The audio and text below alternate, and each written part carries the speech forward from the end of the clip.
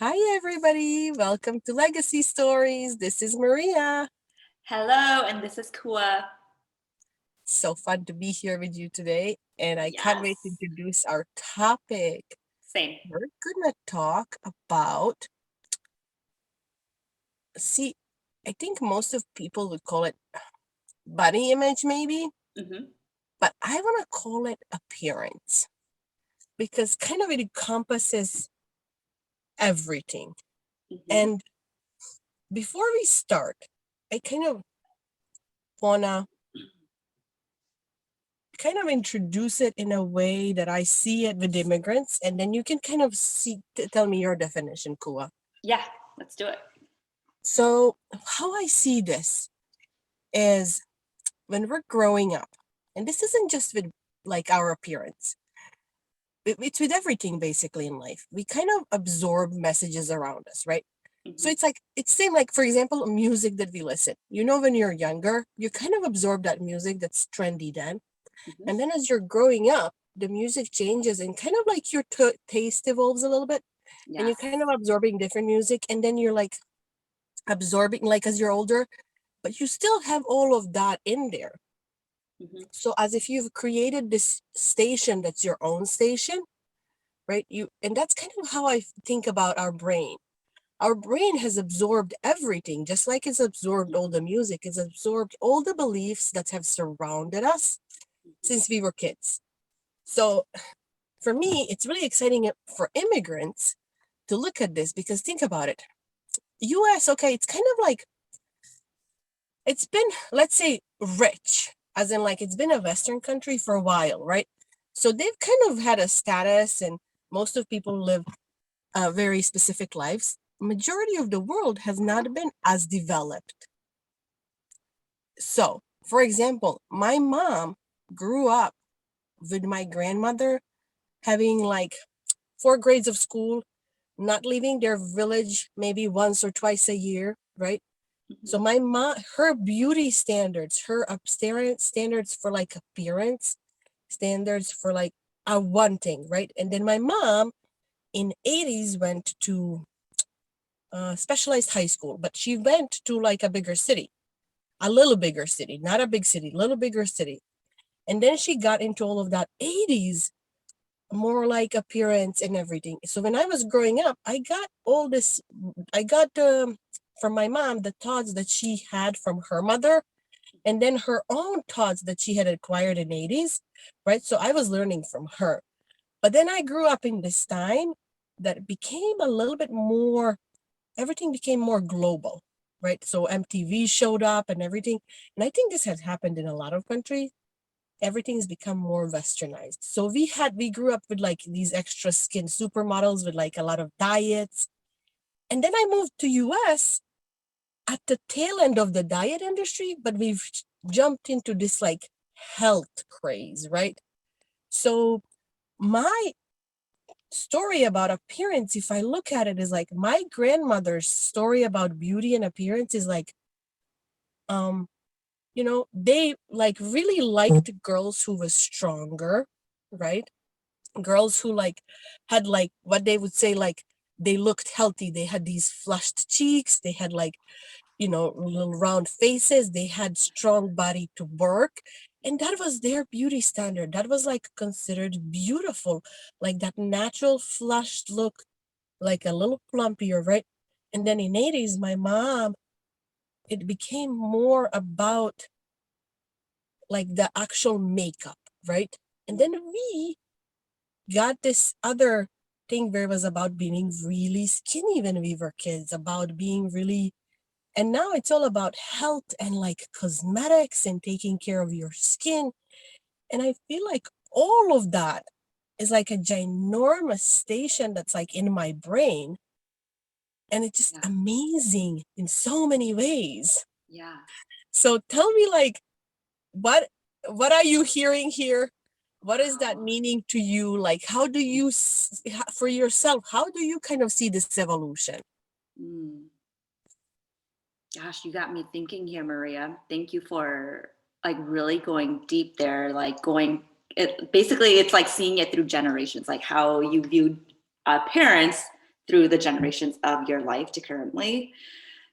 And it got me thinking about, oh my gosh, thinking about my grandmother, like, how did she view it? And then I, I felt like when you're talking and explaining that, it was like a blank inside of me, like for my mom and my grandmother, my maternal grandmother, she lived with us. And I just don't, I'm like not 100% sure what their standard of beauty was. The things that I remember most about my grandmother, though, is she always wore a skirt. And I remember she just had such beautiful hair. I remember she had really long hair always, and she would put it up in a bun.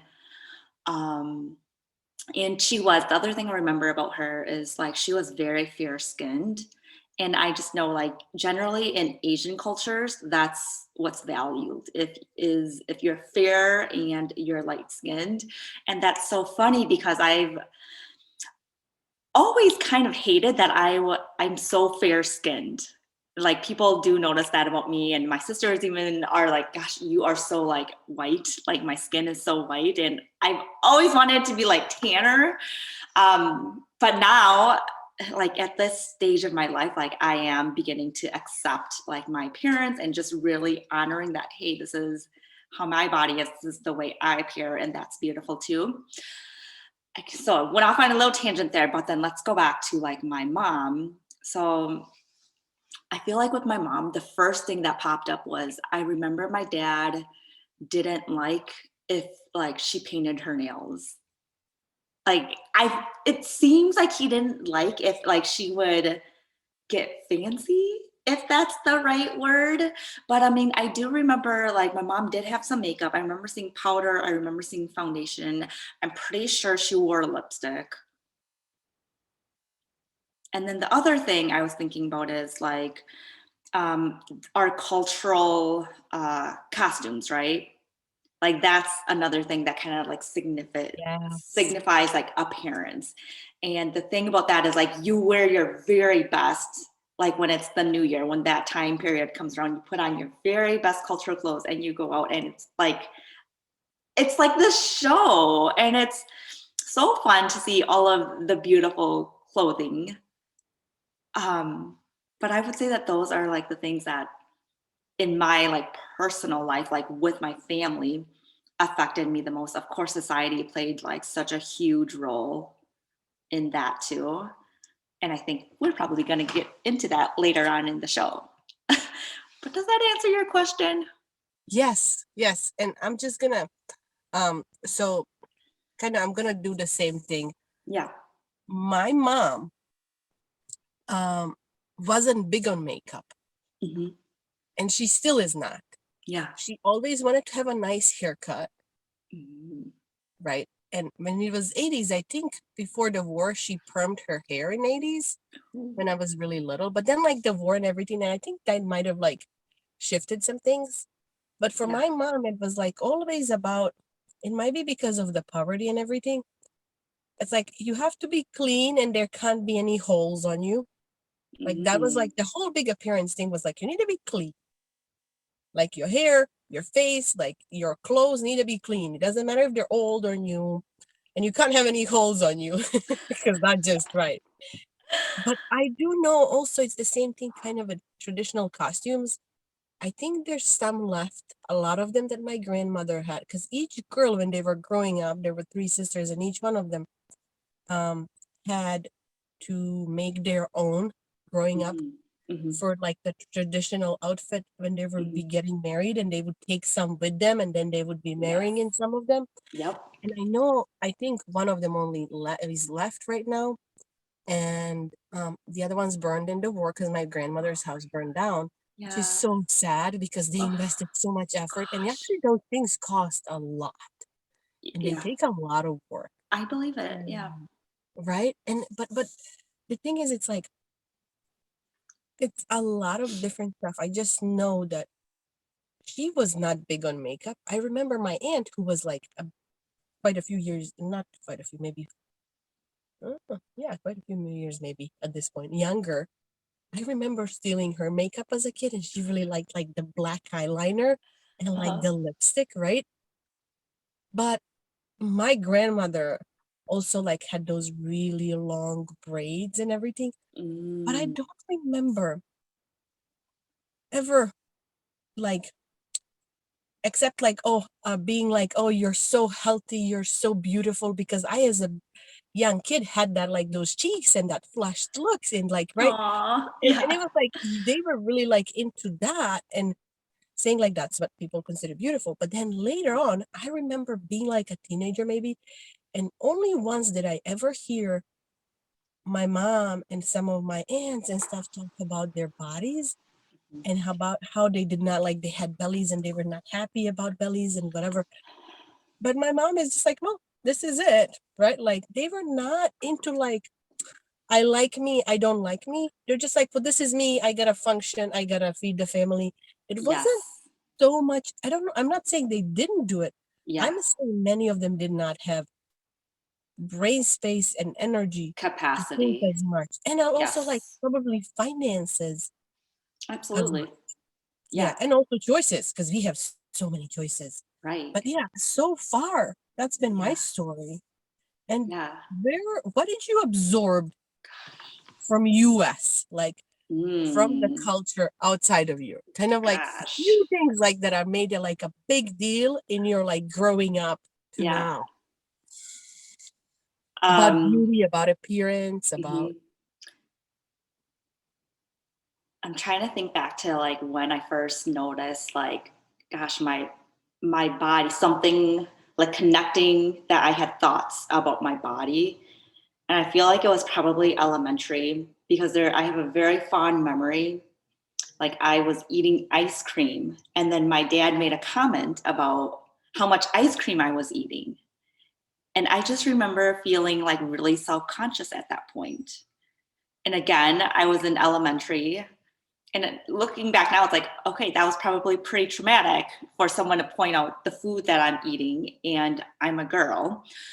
Um, so that experience affected me a lot. And the other thing, too, it's not society yet, but then it's just family things that really affected me. The other experience I had was relatives constantly comparing me to my older sister, like, oh, you're like bigger than her, or like you're gonna be bigger than her, or like, wow, you're so big compared to your sister. Like that affected me, the way I viewed myself a lot. And again, that started from elementary age and up. So those two things within the family had a big effect on me. And then from society, I remember like looking through Teen Vogue, Cosmopolitan, and even like those clothing catalogs. I don't know if you remember the clothing catalog Delilah or Delia. I think it's Delia. But then I just would be mesmerized by the girls and like how skinny they were. Like, oh my gosh, I really want to be skinny. And I don't know, now that I'm thinking more, like if I got that from like, oh, because everyone's calling me so big, so then that must mean that big isn't valued. So I want to be the opposite, skinny. But that had like, but that was like further perpetuated, right, by everything that I was reading and looking at, like skinny girls in the magazine, skinny girls in the catalog, skinny girls on the TV. And like everyone in my family is small. So I always felt like I'm the big one. I'm this big, huge giant in my family, and people don't like that. And it was like, I just want to hug my inner child, my inner teenager. Like that was a lot to deal with. And so, yes, that affected me a lot. That affected the way like I ate and the way I thought about food. I just had such a really horrible relationship with food. I would use it as definitely like as a tool to probably harm and to probably stuff down and other things. And I feel like I went through that cycle for so long. And again, I learned that because of what I was seeing, right? What I watched on TV and what I read and kind of what was around me. Because I remember in fifth grade, there was one girl and the teachers always had to make sure that she ate her lunch. And I'm like, wow, what is that? Like, wow, I just remember being puzzled. And again, that just everything that I've absorbed in elementary was just so um, prominent, right? Because it perpetuated the story I had about myself and food and my body image and the way I see myself up until probably like when I had my first baby. It was after that that I really began to heal just my appearance. And it's been a journey ever since. Um, okay, that was a lot.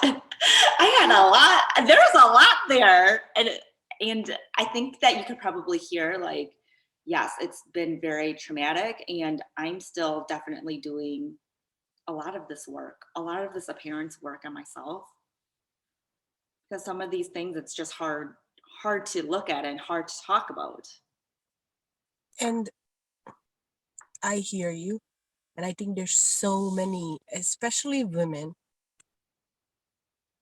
who are kind of like in the same boat. And I think that's why the topic is important. Yes, And absolutely. yeah, I also remember it's so funny how we'll get 39 million compliments and then we'll get that one critic like saying something Yeah.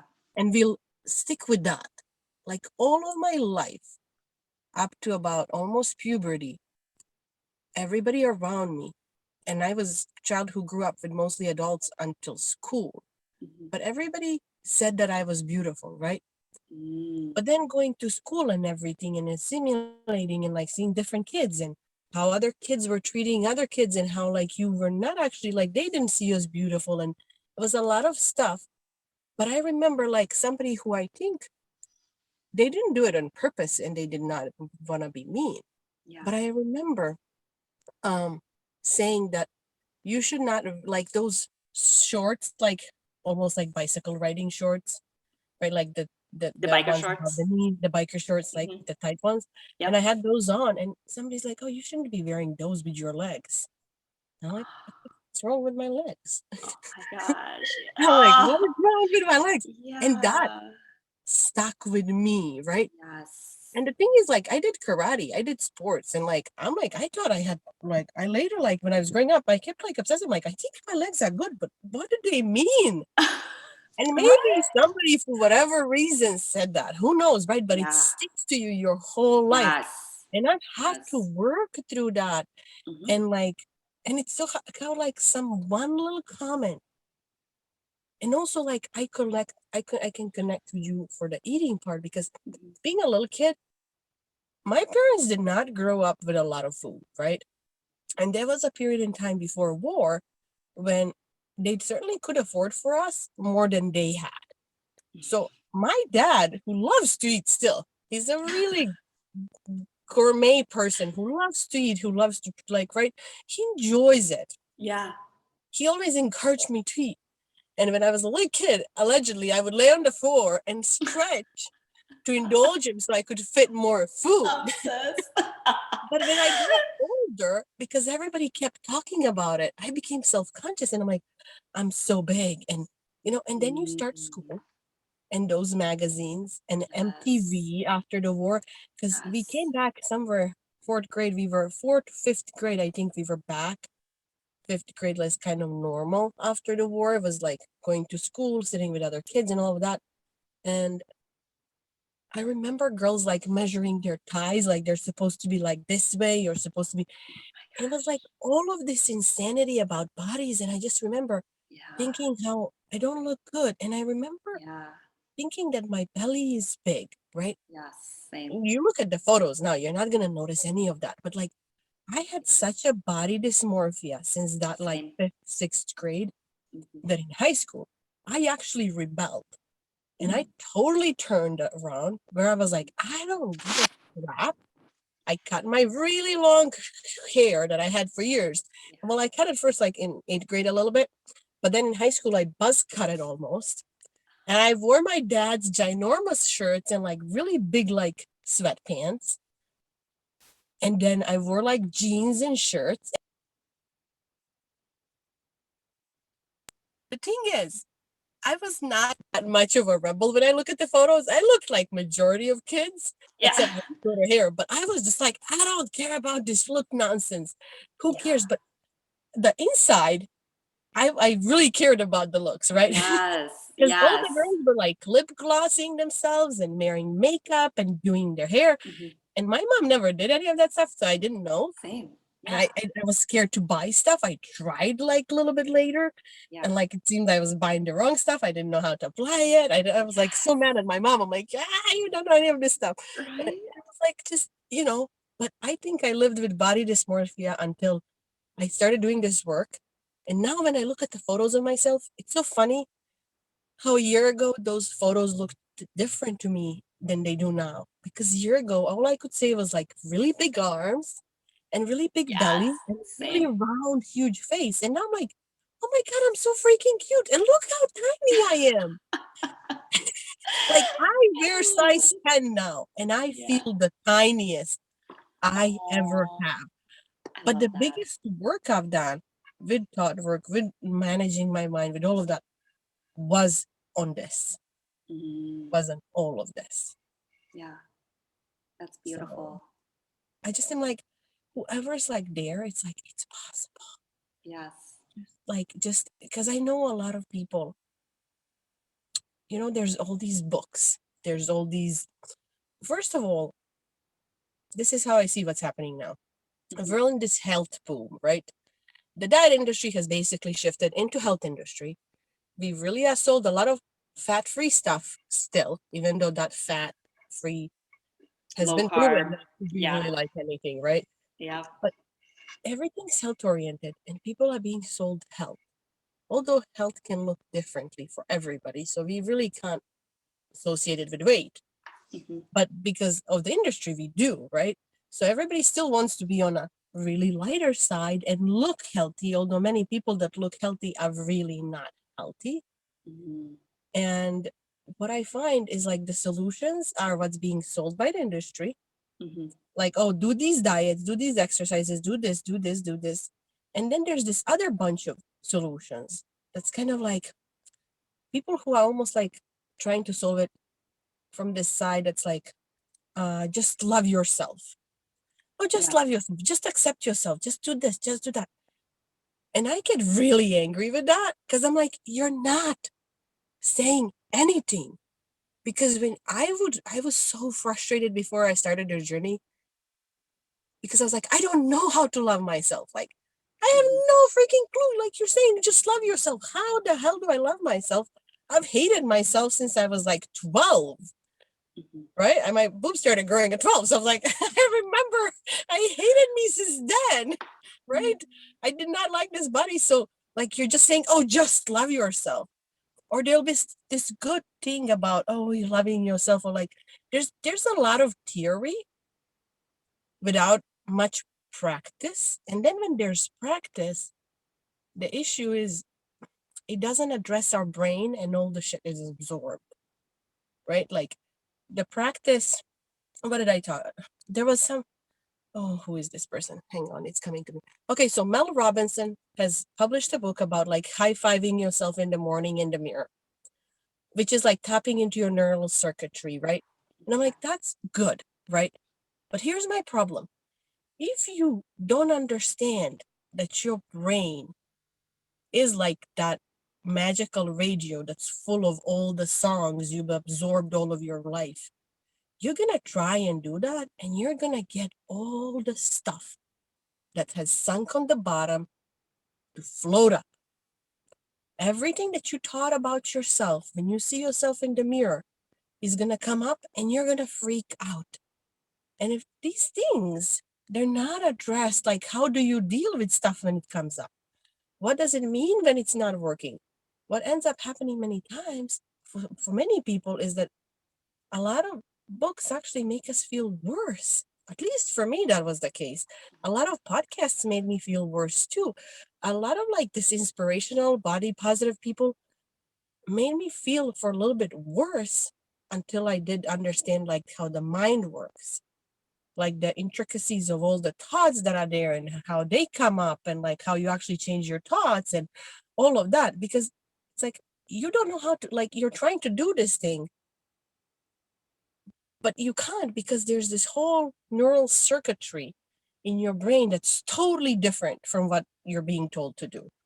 You can't just, you have to rewire it. You have to do it step by step. And we're not taught how to do that. Nobody sells that because that's not attractive. So since we're talking about it right now, give us some tangible steps, Maria. Okay, good. I like it. Yes, I will. So my first thing is always, whenever I see like really positive quote, like love yourself, love your body, like, right, like love the body you're in. And I'm like, okay, how about we just accept it, right? How about we start with accepting it? Now, what would that mean? It's like we have thoughts in our brains about ourselves as we have about everything, like a tree, like a house, like a dog. We have a bunch of thoughts about ourselves. There's a whole circuitry in there of neurons connected, and those thoughts go through those neurons, right? So for us to change what we think about ourselves, we literally have to rewire these neurons around, which means we need to practice new way of thinking on purpose. The thing is, if you hate yourself and then somebody's like, just love yourself, and you get up in the morning and you're like, I love my body. My body is beautiful. I am beautiful. My face, like, it's not going to work because the current circuitry is like the circuitry of hate. You feel horrible when you're saying those things to yourself. You're not feeling good. They're not going to make you feel better. Nothing is going to change in your body or your brain. Maybe if you do it for like years and years and years and years, eventually they might be changed. So I'm always like, take small steps. Look at your body. Like, I hated my belly for the longest time. We're not still like on the greatest of terms, but we're much better, right? And like the first thought, I stole it from my coach, Cara Lowenthal, who I started this work because, hey, here's this tiny little shorter, really round, by all the standards, as she herself says, fat lady who loves herself. And I observed them like, well, shit, she really loves herself. If she figured out how she can love herself, I freaking can figure out how to love myself, right? I'm like, look how she looks. She's like totally against the current society's standards. She's like fat. She's bigger. She's really bigger. I think she said she's like size 16 or 18. Not that it's relevant, but I'm trying to like really specify it. And I was size 8 when I started doing this work. And I'm like, but I really hated myself. So I'm like, she can love herself. I can love myself. So what she always was talking about when she started her work, she started with like, this is a human belly. And that's what I started with. I'm like, this is a human belly. And then I expanded it to like, this is a human body. Other humans in the world have bodies like this, right? Like, it gives you a possibility. It gives you like hope that, you're not maybe ugly. It's just you look like a human, Okay. right? The next step after like So maybe let's just review that stuff really quick, like just making sure that I understand and so that our viewers will understand too. I heard two very important things. The first thing was like basically find someone that makes it a possibility for you. It's like the connector between you and where you want to be. Like if someone else that's your size or whatever it has to do with the look you're going for, the hair you're going for, has done it and they really like themselves, then use that as an example for yourself. That's what I heard. And then the second thing I heard was just finding the thoughts or the sayings or whatever you want to call it that are kind of just like reality and are free of judgment. Like this is a human belly that has zero judgment. And that's just like, it's almost like that's just a fact. Like that is the fact. A fat belly, that's judgment because fat means different things to different people. So it's just like getting a statement inside your head that is judgment free, neutral, and almost like if you were to ask 10 people, they would all say that it's true. Yes. That's what I'm thinking. Okay. Yes.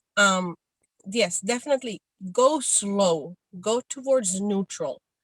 If you can feel more neutral in your body, if you can feel like this is human face, this is whatever, like is like I started with what I hated the most, which was the body.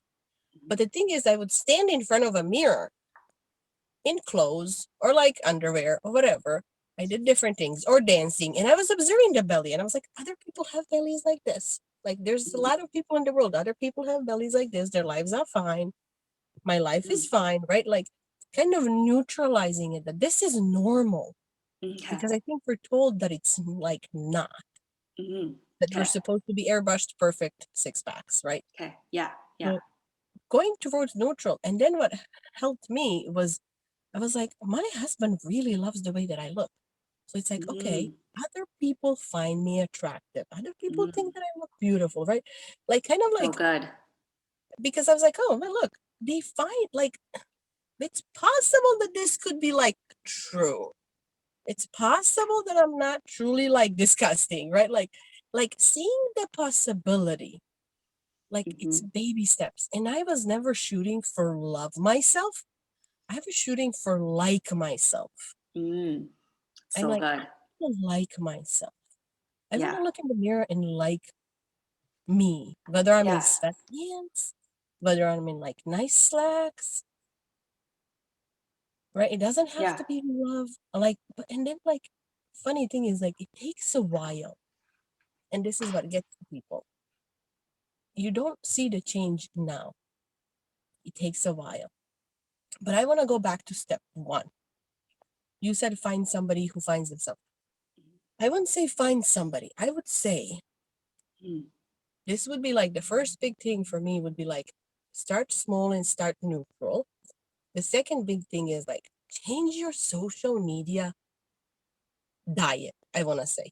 mm, What I mm, mean is like clean out your social media. Get rid of all the perfect posing, how you would like to look in a perfect world, people who you're following. Pose them a little bit, right? And mm, find diverse people. Look at people who have different bodies. Look at people who don't look like you, who are bigger, who are different colors, who are mm, different hair color, skin color, right? Like find different people. Get your mm, body, get your mind used to like diversity, that people can be with bigger bodies, bigger breasts, bigger this, bigger that. Like, and there's a lot of people out there now who are doing a lot of work and showing up in their real bodies, not filtered, not showing up exercise clothes for, right, like trying to lose weight or something, like showing up exercise clothes for their body. And it becomes more normal when you have a belly and all you're seeing is six packs. Of course, you're going to feel horrible and subconscious about your belly. But when you have a belly and somebody's advertising as a blogger clothes that's like for exercising, and they have a belly too, right? Or like, they're like not perfectly proportional or whatever. It kind of was like, oh, okay. And I think that's the reason, part of the reason that we're all here is because what we absorbed growing up many times was so homogeneous, right? It was mm.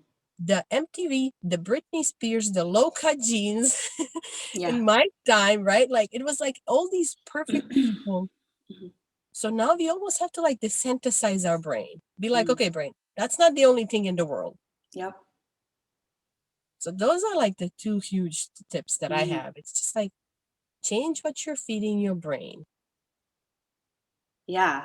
Yeah. It's like you're deconditioning yourself, the way you Mhm. think and what you're seeing, and the whole social media thing. It's like you are curating the accounts that you follow to actually fit the result that you want.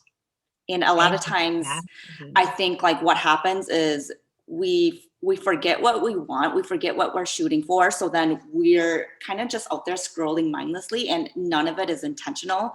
So what this other thing that I'm hearing is like, this is the time to get intentional about what you're thinking and intentional about what you're letting enter your mind. that's going to really affect what you think. Yes. It has to be on purpose. It has to be with intention. It has to be um I put reminders on my phone, Mm-hmm. like reminders. And some days I'm gonna be like, right? Yeah. And some days, but it's gonna remind me every freaking day. Mm-hmm. Hey, this body is neutral. And then when I'm dressing, I spend extra time on purpose dressing.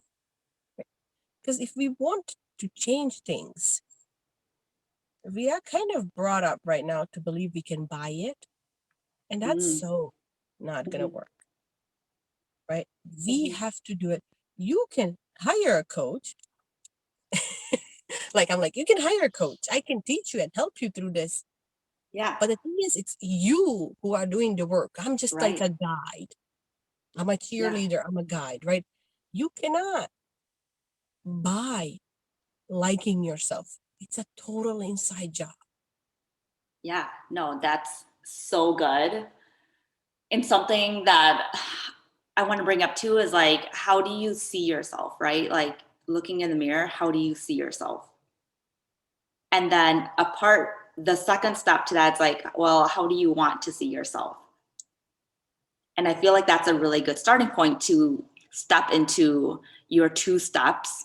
I don't know if there are two steps, but your two tips. I think that would be like the perfect process right there. How do you see yourself when you look in the mirror? How do you want to see yourself? And then get to the intentional thoughts and get to the curating of your social media or whatever it is that you surround yourself with. Yes. I like that. Like how do you want to see yourself? It's a real question. It's like, Yeah. but for people who hate themselves, sometimes because they've tried so many things, sometimes they're Mm-hmm. almost like without hope. And they're also like, on one side, they can be hopeless, and on the other side, they can be desperate. Mm-hmm. So just have a possibility that maybe how you see yourself, it's like literally how our brains are. We don't see things that we see with our eyes clearly. Right. It's our brains that are translating the signal that goes through our eyes. So whatever beauty filters we have built in, that's what we see. So if somebody thinks that they have big belly, whenever they look at the picture, their eyes go there, and out of the whole big picture, they're gonna see that belly. Like they're always gonna see the belly. Whoever they look at, they're gonna see the belly first because of what they're already thinking. They're not looking at that person's face. That could be like the most beautiful person, right? Like, but they're not gonna look at the belly always. And it's like, just have a possibility that maybe what's already in your brain might be just like how it's wired right now. It's not Yeah. your fault. It's Absolutely. just how it is. Yeah. But it's possible to change it. Be open. Yes. Yeah. And to add on to that, you have to become aware. Like you have to have the self-awareness to see that you're doing these things, like narrowing in on the belly. Okay, why do I always narrow in on the belly? And again, going back to intentionality, because that's just so important. Like, do I want to be narrowing in on my belly? And then take it a step further. Do I want to be thinking that my belly is fat? And I would think that most people, like, no, like, why would they want to think that? Like, that's not helpful. That's not nice. And then something that has always helped me is now that I have kids, right? Like, we didn't even get into that. But now that I have children, it's like, would I want my children to think that? Would I want my children to do that? And that always brings me back to like ground zero. Like, oh my gosh, like, stop what you're doing. This is basically ridiculous. And it's really, if you think about it, it's like not who I am. It's just like a habit that I picked up on along the way. And it's one that I never actually chose. I just started doing it and not even knowing. Yes. And our daughters, I don't have daughters. I have nieces. Mm-hmm. Have all boys. Mm-hmm. But daughters, being a daughter, we absorb how you treat yourself. Not what you tell us about ourselves, but how you treat ourselves. That's how we treat Yes. ourselves. Yes. Yeah, So, and it's like you cannot teach them to love themselves while you're hating yourself. You cannot. absolutely. That's so good. And now it's like a full circle moment for me because now I'm thinking going back to the beginning and we're talking about our grandmother and our moms, and it's like like I would see my mom like go go go not taking care of herself, and guess what? That is literally what I've become until I had the self-awareness to be like, wait a minute, I don't want to be like just going all the time. I don't want to be this stressed out person that doesn't take care of herself, that doesn't really care that much about her appearance. Because for so long, I just labeled myself as plain Jane. And it's just like, wait, I don't want to be plain Jane. Like, I don't think that's me. I'm like, I what are you talking really, about? Look, yeah, I'm gonna go. Some people might hate it. I'm like, exotic, elegant beauty. I'm like, where is plain Jane? I see no plain Jane here. right? But that's what I had in my head. Like, I'm just a plain Jane. So then for so long, I just did like minimal makeup. And then I just wore to what I describe as boring clothes. Like, I really didn't care a lot about clothes until maybe last year was when I really started thinking differently about my appearance and how I show up, and really started being intentional about that. And that, I mean, that work, it's just really transformed my life ever since. But I see how it's like I did adapt how I was acting, how I was showing up in life as a woman from my mother. And it was all very, very unintentional. And it's like she doesn't even know that that was what was happening, right? Like there, it's no one's fault here. And that's why self-awareness is just so important. And that's why it's like, this is why we're doing this podcast. Yeah. Because whatever we as immigrants or first generation immigrants, whatever we miss, our kids will inherit. Now, they're bound to inherit something. I mean, we're all humans. We're not, it's not supposed to be perfect and right? Like we all Yeah. have our work in our life. Yes. But the point is like being aware and then kind of like on purpose almost teaching it. Yeah. I when I change in front of my kids all the time, right? And it's like I do why? too. Because women's bodies need to be neutral, right? Yes. It's like they need to see Yes. and be like, oh, that's body, right? Right. But Right. also, even if I have days when, I'm far from those days, they're way far like really far away right now. But even if you have days when you don't feel like your best, how can I say that? I have stopped talking to myself in a way. I'm like, I know that emotionally I don't feel good, and emotionally I'm not connected, like physically I don't like how I look, right? Like I Yeah. understand that I don't feel most confident. I don't feel like I'm not liking myself that day. But I have stopped that um beating yourself up and hating on yourself Yeah. It's because so it's good. hard for you. You feel horrible. I remember Yes. how bad it was. It's like you spend so much of your day thinking how bad you look in every situation. Mm. You spend every minute of your day thinking what you're gonna eat next so you wouldn't gain weight. You're Yeah. thinking like, is your hair perfect? You didn't have time to straighten your hair. Now it's the end of the world, and you look so hot. Like all of your Yeah. time is consumed with your appearance, Hmm. and it's exhausting. And everybody absorbs it, and you're not in a good mood. You don't feel good, Yeah. and then people around you also don't feel good because they absorb all of that Right. because And they're I behaving like that. That's so good. And I just want to point out like a distinction I'm hearing. Like what you just explained is like obsession, right? Like when you are obsessed about the way you look, like it's not healthy. I'm just gonna say it's like not healthy when you're like, oh my God, zoned in on it. But I think that there is definitely a healthy version of that. And it goes back to like what you're saying, like if you're having a bad day and you just don't like what you look in the mirror, then guess what? You have the power to change that by choosing what you wear so that you, when you look in the mirror, oh, you're like, oh, I like what I'm wearing today. I look good in these clothes. Like you get the power to do that, to enhance how you're feeling. I don't even do that. I used to do that. Sorry, a phone call. First, I used to dress up really, really, really, really a lot Mm-hmm. because that was like kind of my armor, right? I was safe because Mm-hmm. I knew I looked perfect on the outside. So a lot of makeup, a lot of like cute outfits. And then when I started this work, it toned down.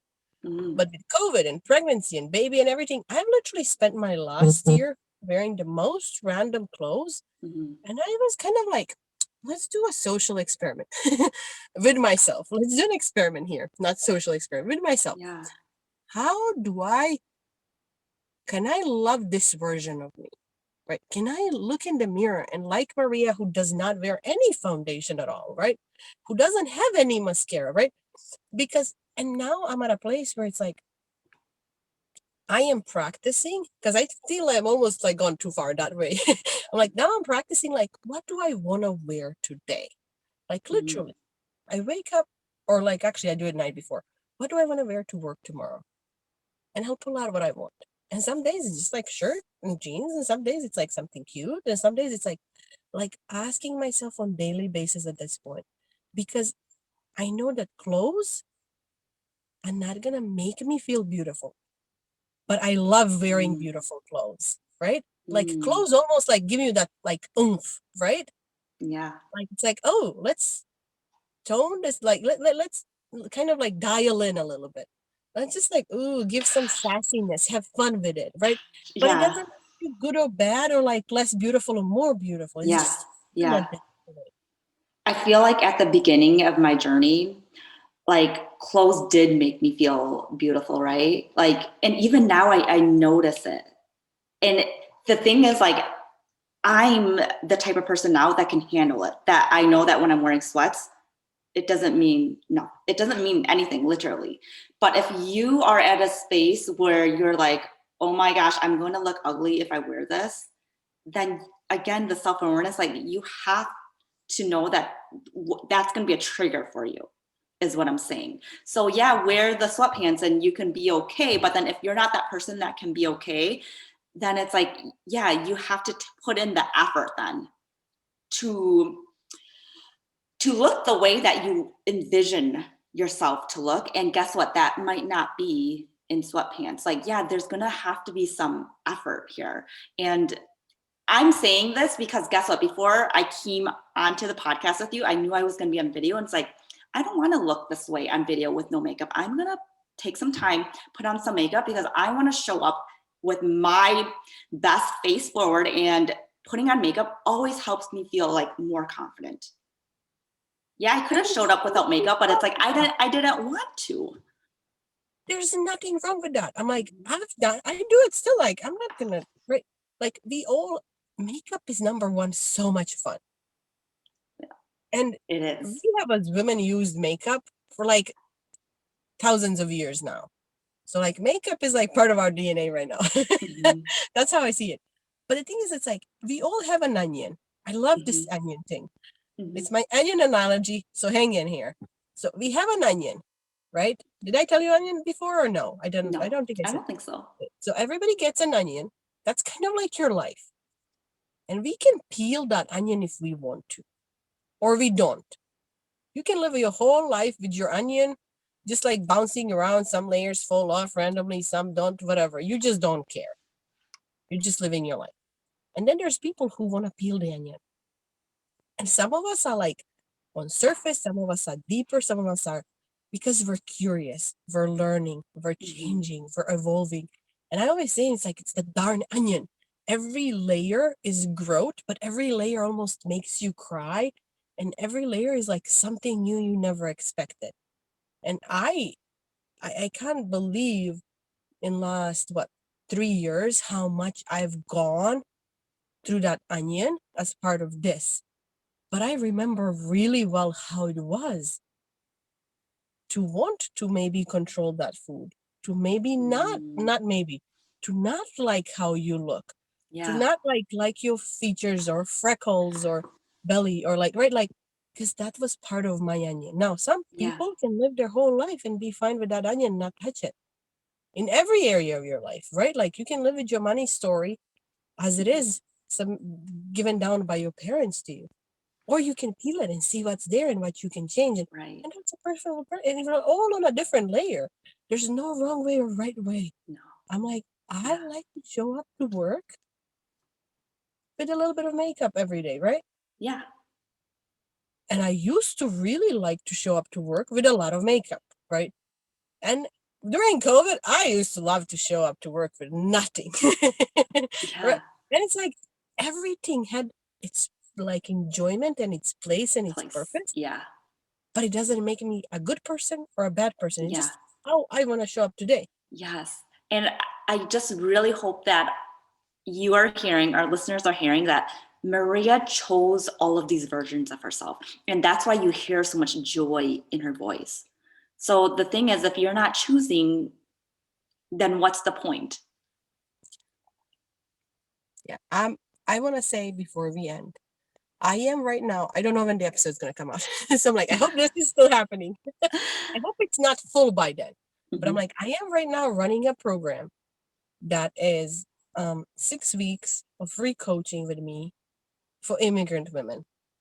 So it's like if you're an immigrant woman and you want to work on this appearance, DM me, let me know. I have with my posts, my calendar, you can get on my calendar. I'm probably gonna attach something to this too. So Yes. Get on this her calendar, guys.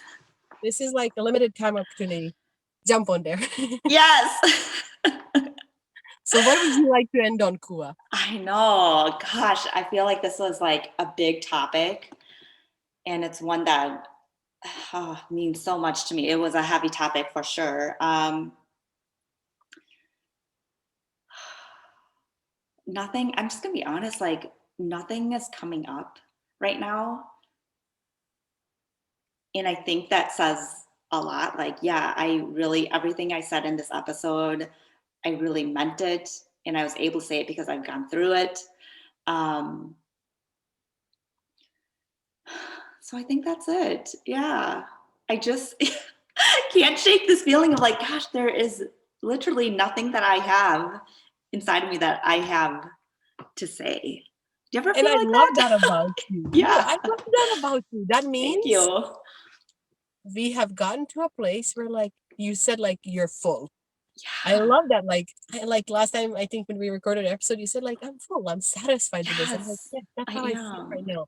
I I am am. satisfied that we gave our listeners. Yes. And I'm like, if I this am. is first time you're hearing these, right? Or if it's like this is the like you've already heard a lot of these stories, Hmm. just take what you need. Yes, absolutely. Take what you need and definitely apply it to yourself. Like, don't be thinking about anyone else. Just take what applies to you and use it the way that it works for you. Yeah, we're all different, and there's many Hmm. different ways to do it, right? Like we're all on our own journeys. We are. We are. But thank you, Kua, and thank you You're everybody for welcome. listening. Thanks, We'll see you Maria. next time. Bye, Bye. guys.